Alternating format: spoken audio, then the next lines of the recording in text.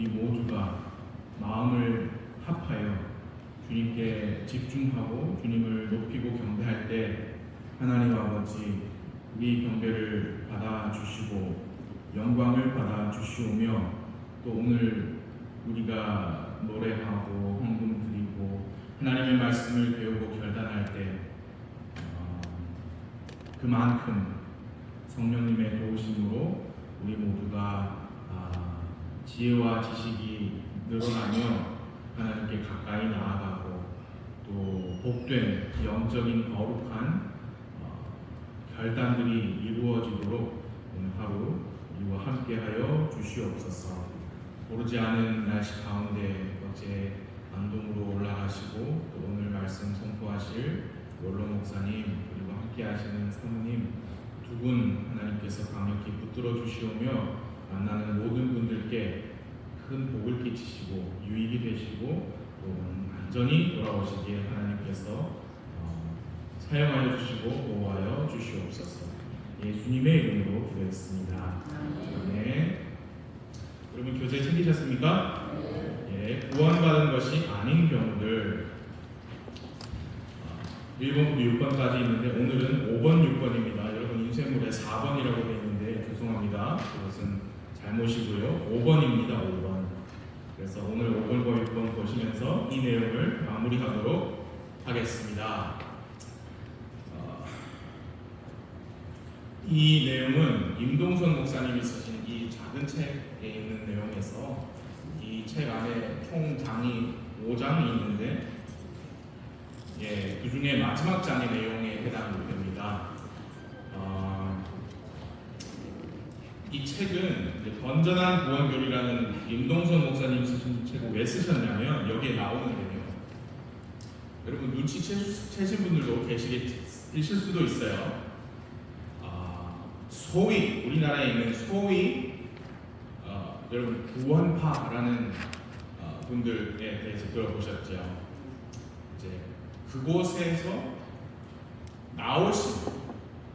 나오셔서 이제 뭐 개신교회나 이렇게 독립침례교회 오신 분들이 많으십니다. 이제 나오셨는데 또는 안 나오셨지만 만나서 대화를 해보거나 할 때 그분들이 깊이 뭐랄까요 익숙해져 있는 잘못된 성경의 인식을 돕기 위해서 쓰신 책이에요. 건전한 구원교리. 이 5장이 있는데 1장은 이런 경우는 구원받지 못한 것인가? 1. 구원받은 날짜를 알지 못한다면 2. 스스로에 대해 죄인이라고 고백한다면 3. 자꾸만 회개한다면 2장은 죄들의 용서를 받은 사람의 특징 1. 죄의 성격을 안다. 2. 죄로부터 돌아선다. 3. 예수님을 주님으로 받아들였다. 3장. 이 3장이 이제 조금 그분들께는 핵심적인 내용인 것 같은데 우리는 이런 표현 안 씁니다. 왜냐하면 성경이 아니라고 되기 때문에. 저도 생소한 표현인데 안수복음은 성경적인가? 1. 침례자 요한이 예수님께 침례를 줄 때 세상 죄가 그분께 넘어갔는가? 2. 침례자 요한이 예수님께 세상 죄를 넘겼기에 세상 사람들에게는 이제 심판받을 죄가 없는가? 3. 침례자 요한이 예수님께 세상 죄를 넘겼기에 믿지 않는 자는 단지 믿지 않는 죄만 심판받는가? 우리에게는 생소한 내용이죠. 근데 그분들께는 심각한가 봐요. 4장이 죄가 없는가? 1. 죄가 없다는 표현. 2. 칭의라는 표현. 3. 성화나 영화라는 표현. 4. 예수님은 십자가에서 죄인이 되셨다라는 표현. 그리고 마지막 5장이 우리가 지금 3주째 보고 있는 구원받은 것이 아닌 경우입니다. 이 책 빌려가셔서 읽고 싶으시면 이거 저한테 말씀하시면 빌려드릴게요. 그래서 오늘은 5번과 6번 보시겠습니다. 5번입니다. 4번 아니고요. 오타예요. 예수님의 피로 용서되었다고 말하지만 모든 죄들을 용서받지 못한 경우예요. 자, 그분의 고백이에요. 지금 어떤 사람의 자기 신앙 고백인데 이렇게 말을 하시면 예수님의 피로 죄가 용서되었습니다. 그런데 아직 예수님 피로 씻겨야 하는 저의 죄가 조금 더 남아있어서 그것마저도 용서받아야 합니다. 이제 이렇게 말씀을 하시면 그건 구원받으신 것이 아닙니다. 거기 인쇄를 보세요. 만일 우리가 예수님의 피로 용서되었다고 말하면서 우리를 지옥에 들여보낼 수 있는 어떤 죄가 남아있다고 여긴다면 그게 핵심이죠. 성경과 상관없이 그 개인께서 그렇게 믿으신다면, 생각하신다면, 여기신다면 그분은 아직 구원받은 것이 아니세요. 그리스도인이 되고 난 후에 죄를 짓죠. 그러나 그 죄들은 더 이상 그 사람을 지옥으로 보내지 못합니다. 왜냐하면 이미 예수 그리스도께서 죄의 값을 지불하셨기 때문입니다. 예수님께서 십자가에서 자기 보혈로 우리 죄의 값을 지불하셨죠. 근데 그때 지불하실 때 완전히 다 지불하셨습니다. 여러분, 우리는 그것을 믿습니다. 예수님의 피값이 조금 모자라가지고 아직도 지불되지 않은 죄가 우리에게 남아있는 것은 아니에요. 자, 다 지불되었어요. 그러나 이것은 신자가 죄를 지어도 된다는 뜻으로 하는 말이 아니죠. 하나님의 은혜가 우리의 모든 죄들을 덮고도 남을 만큼 크시다 라는 것을 의미합니다. 로마서 5장 20절 거기 제가 인쇄를 해 놓았습니다. 함께 읽어볼까요? 시작. 더욱이 율법이 들어온 것은 범죄를 넘치게 하려 합니다. 그러나 죄가 넘친 곳에 은혜가 더욱이 넘쳤느니라. 은혜죠. 은혜. 그 빈칸에 은혜입니다. 그리고 오해하시면 안 돼요. 그 앞부분에 율법이 들어온 것은 범죄를 넘치게 하려 함이라. 하나님께서 세상에 범죄가 넘치게 하시려고 율법을 주셨습니까? 지금 사도 바울의 이 표현의 뜻이 그것은 아니죠. 뭐냐? 율법이 들어온 것은 사람이 율법을 통해서 자기가 죄인이다는 사실을 전부 다 깨닫게 하려 하는 거예요. 그 의미이지 하나님께서 세상에 범죄를 그냥 범죄로 가득하게 만드시려고 율법을 주신 것은 아닙니다. 그냥 표현을 사도 바울이 이렇게 한 거예요. 죄가 넘친다. 그 뒤에 죄가 넘친 곳에 은혜가 더 넘쳤다. 그것을 강조하기 위해서 사도는 이렇게 표현한 것입니다. 죄가 넘친 곳에 은혜가 더 넘쳤다. 근데 이 똑같은 문맥에 사도가 그렇게 말했죠. 그러면 은혜가 넘쳤다고 해서 우리가 죄 가운데 거하겠느냐 했잖아요. 거기서 결코 그럴 수 없느니라 했어요. 그래서 은혜가 더 넘쳤다는 것은 하나님의 은혜가 우리의 모든 죄들을 다 덮고도 충분히 더 남아있어서 오늘도 어느 불신자께서 자기 죄를 회개하고 믿으시면 그분께도 그 은혜가 더해주고 예수 그리스도의 의가 전가되고 예수님의 피의 능력이 그분의 죄를 다 제거하신다. 그런 은혜의 능력을 의미하는 거지. 은혜가 넘쳤으니까 우리가 그 은혜 안에 있으니까 우리가 아무리 죄를 지어도 우리는 지옥에 안 가고 우리 구원이 영원히 보장되어 있으니까 나 죄 가운데 살래. 이거 상당히 심각한 문제입니다. 이 다음 번 6번에서 그 내용이 나와요. 그때 보시기로 하고, 자, 인쇄물 계속 보시겠습니다. 예수님을 믿지만 이제 자기 신앙 고백에 의해서 지옥에 가지 않기 위해 내가 씻어내야 할 어떤 죄들이 남아 있습니다. 그렇게 여기신다면 그분은 아직 예수님께서 하신 일을 정확히 모르시는 거예요. 예수님 믿습니다. 예수님 십자가에서 돌아가셨습니다. 내 죄를 씻어주기 위해서 피를 흘리셨습니다. 그런데 아직도 씻어내야 할 죄가 더 남아 있습니다. 그럼 그것은 예수님께서 십자가에서 하신 말씀 다 이루었다. 그거를 부정하는 말씀이잖아요. 예수님은 다 이루셨다고 했는데 아니요 예수님 다 이루시지 않았어요. 나에게 이런 죄가 아직 남아있어요 라고 믿으시는 것은 진짜 구원받으신 것이 아니죠. 예수님은 십자가에서 흘리신 피로, 인간의 피입니다. 그 피로 우리가 더 이상 죄로 인해 헌물을 드릴 필요가 없도록 하셨어요. 거기에서 이미 단 한 번 영원한 죄의 속죄가 이루어졌기 때문에 다시는 죄 때문에 헌물을 또 드려야 할 필요가 없습니다. 히브리서 10장 18절. 여러분 여기는 우리가 성경책을 찾아보겠습니다. 왜냐하면 17절부터 읽으시면 아주 도움이 되거든요. 히브리서 10장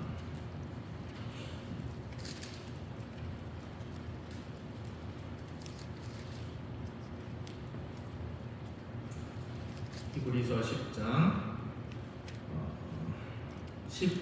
17절, 18절을 연속해서 읽겠습니다.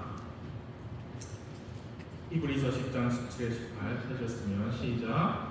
또 그들의 죄들과 율법들을 내가 더 이상 기억하지 아니하리라 하셨기 때문이라. 이제 이것들의 사면이 있는 곳에서는 더 이상 죄로 인한 헌물이 필요 없느니라.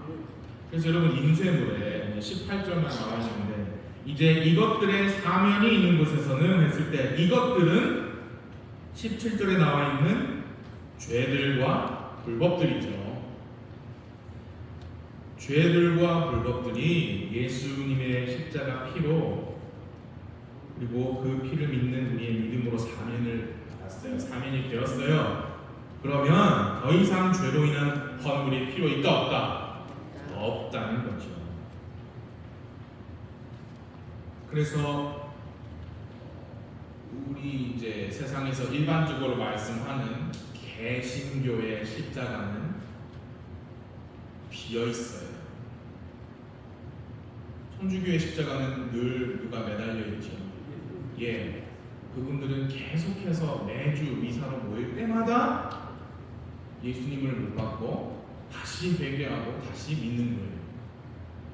근데 성경 말씀은 단 한 번 영원한 속죄를 이루셨기 때문에 다시 예수님을 십자가에 못 박고 그분의 피로 다시 죄를 씻음 받을 필요가 없다는 거죠. 다시 말해 더는 죄로 인한 헌물이 다시는 필요가 없다는 겁니다. 근데 여러분 우리는 구원받은 이후에도 여전히 죄를 짓잖아요. 그렇죠? 그럴 때는 그 죄는 어떻게 됩니까? 자, 자백을 해야 되죠.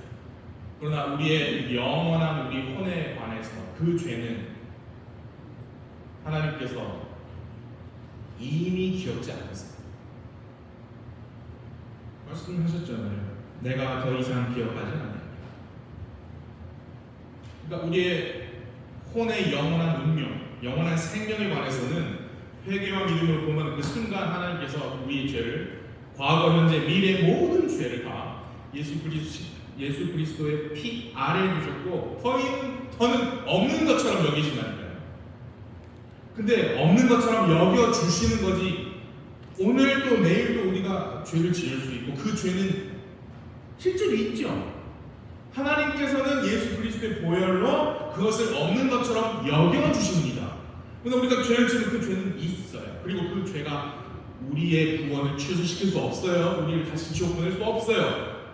보혈이 다 이루었으니까. 그러나 우리가 또 짓는 그 죄는 이제 무엇을 하느냐?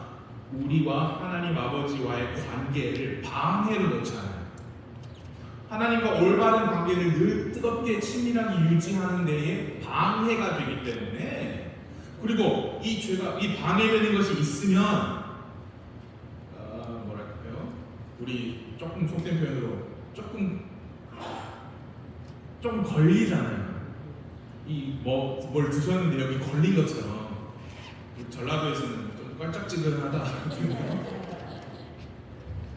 기쁨의 믿음 생활이 늘 돼야 되는데 이 죄가 있으면 그게 방해가 되기 때문에 요한일서 1장 9절 말씀에서 이거 가지고 즉시 하나님 아버지께 자백하고 용서를 구하면 그분께서는 신실하시고 의로우셔서 우리를 모든 불의에서 정결하게 해주신다. 그래서 요 죄를 씻어주신다. 근데 요거는 구원받는 대상은 아닙니다. 구원에 관한 이 죄는 이미 다 피 아래에 있고 존재하지만 하나님은 그것을 기억하지 않았어요. 실생활에서 우리가 짓는 죄들은 즉각 용서를 구하고 자백해서 용서를 구하고 정결함을 받음으로써 우리 자신을 살아있는 거룩한 희생물로 합당하게 드릴 수 있는 그런 상태를 우리가 늘 유지해야 하는 거죠. 그 부분 이제 헷갈리시면 안 되시죠. 자, 인생을 봐주세요. 이제 우리가 해야 할 일은 이제 우리라고 표현하셨지만 사실 이렇게 잘못 생각하시는 분이 해야 할 일은 죄들을 용서받기 위한 노력이 아니라는 거죠. 죄들을 용서받도록 필요한 모든 일을 하신 예수님을 그분은 이제 전적으로 신뢰하셔야 되는 거예요.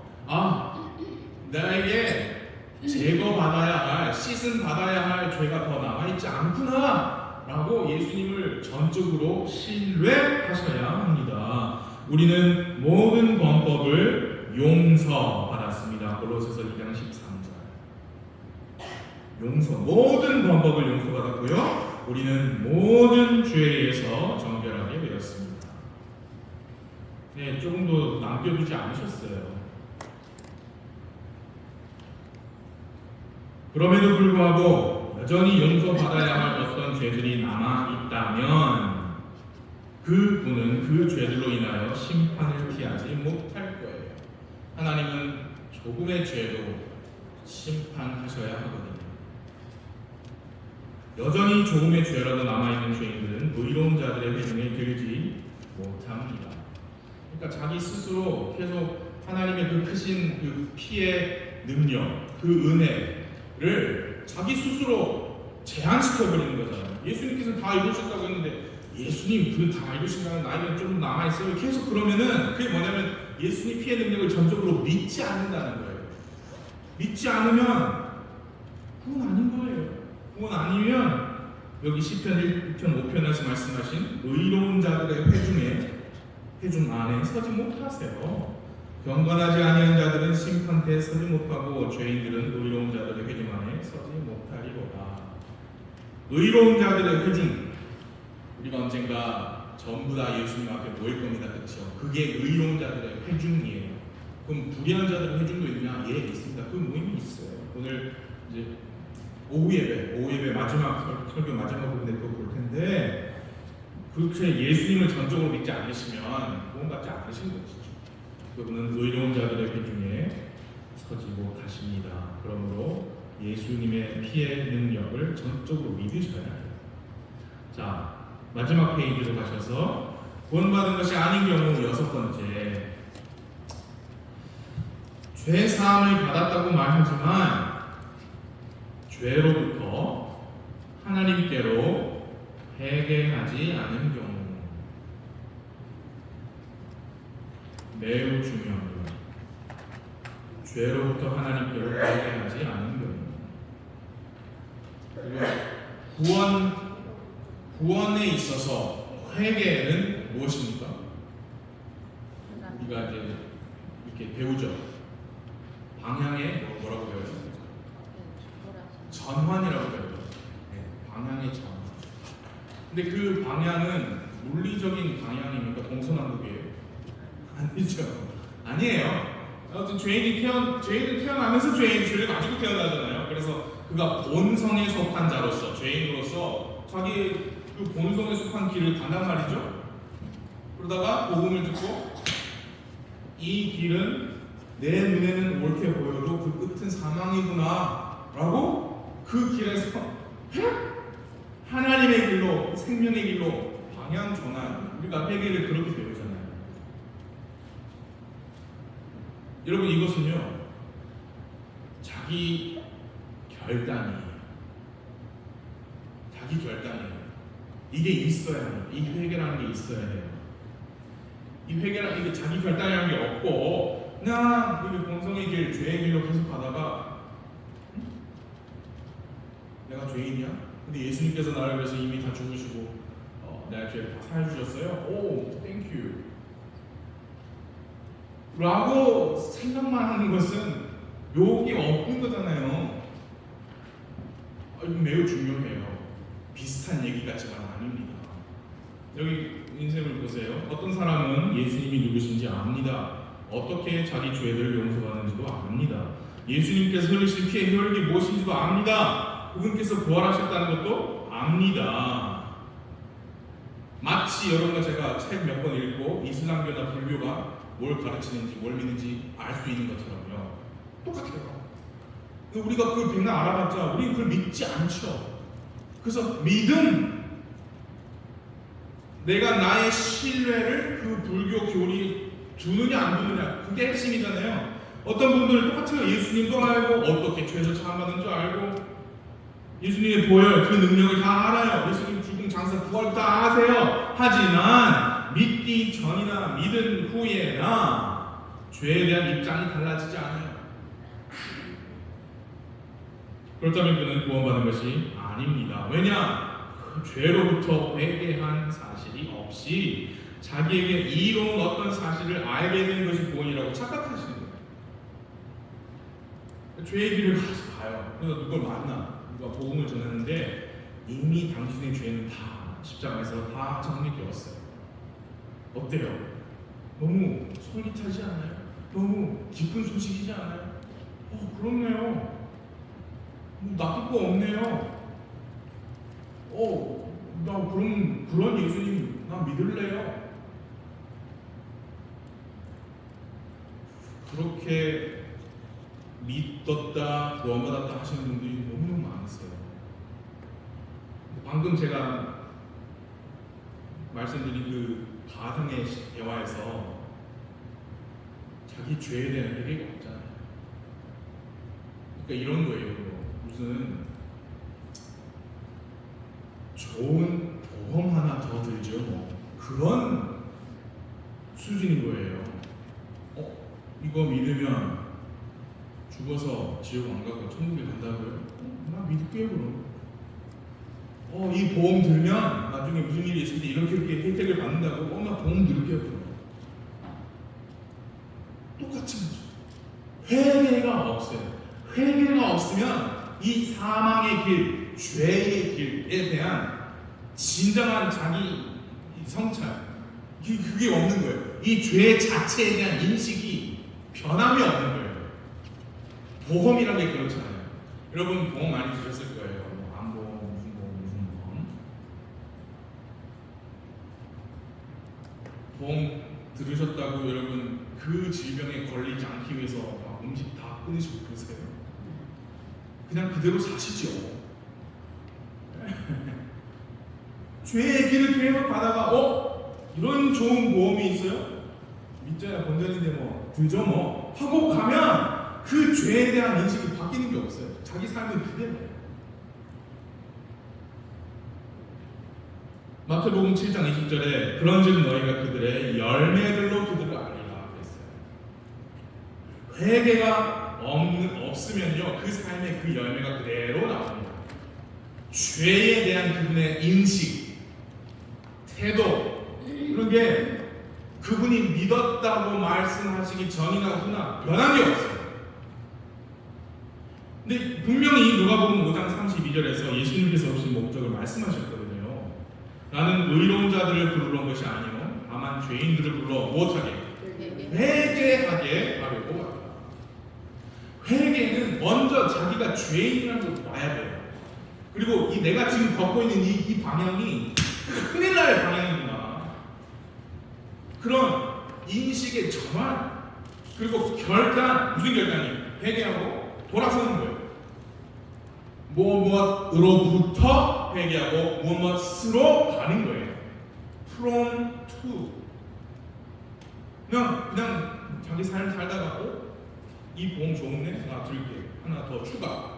그런 식으로 추가 구원 추가. 그게 아니고 완전히 이 인식이 전체적으로 바뀌는 거죠. 예수님께서는 단순히 죄인들을 부르기 위함이 아니고 그들을 불러 회개하게 하려고 오셨어요. 그렇다면 회개하지 않는 사람, 복음도 알고 죄의 사항도 알지만 누구예요? 죄에 대한 두려움도 부끄러움도 없고 죄 짓는 일을 가볍게 여기는 사람, 그런 분은요 조금 너무하긴 하지만 진지하게 생각해 보셔야 되는 분이에요. 자기 혼의 구원에 대해서. 진짜 구원을 받은 사람은 우리 완벽하지 않아서 죄를 짓지만 자기 죄에 대해서 절대로 떳떳하지 않습니다. 절대 떳떳할 수가 없어요. 왜냐하면 처음에 구원받을 때 자기 죄에 대해서 하나님 앞에 진정으로 회개를 했기 때문에 또 죄를 지을 때 그때마다 괴로워요. 떳떳하지 않아요. 그래서 손가락질 받으면 무슨 상관입니까? 괜찮아요. 이거마저도 하나님 은혜 안에 있고 예수 그리스도 피 아래에 있는데 내가 죄를 짓는데 무슨 아무 문제 없어요 라고 하면 성경에서 말씀하는 진짜 구원받은 사람의 열매는 아닌 것 같다. 누가 회개하지 않은 사람입니까? 죄 사함 받았다고 말하지만 죄를 미워하지 않는 사람. 여러분 이거 거의 확실한 증거가 될 수 있어요. 구원받았다고 했는데 죄를 하나도 미워하지 않는 사람. 죄 사함 받았다고 말하지만 기회가 나는 대로 죄를 즐길 마음이 있는 사람, 그 의도가 있는 거예요. 죄에 빠지는 게 아니에요. 이런 거는 죄에 그냥 실수해서 빠지는 게 아니라 죄를 또 한번 즐겨볼까 하는 의도가, 그 나쁜 의도가 있는 사람. 구원받은 사람은 절대 이런 의도가 없어요. 죄 사함 받았다고 말하지만 단지 사람들 눈에 들키지만 않는다면 죄를 범할 수 있는 그런 사람. 그리하여 그가 단지 자기의 죄가 드러났을 때의 수치와 부끄러움으로 인해 그 죄를 참고 있는 사람. 들키지만 않자 말자. 이런 식으로 죄를 짓는 게 우리 그 성경 구절 볼까요? 여러분 요한일서 찾아봐 주시겠어요?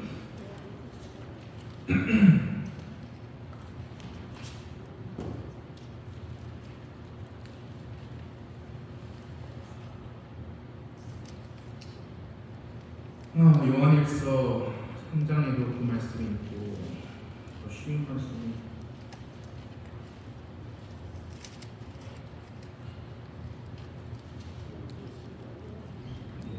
3장 보십시오. 요한일서 3장에 몇 절 보시냐면 6절 보세요. 요한일서 3장 6절 시작. 누구든지 그분 안에 거하는 자는 죄를 짓지 아니하나니 누구든지 죄를 짓는 자는 그분을 보지도 못하였고 그분을 알지도 못하였다 했어요. 분명히 말씀했죠.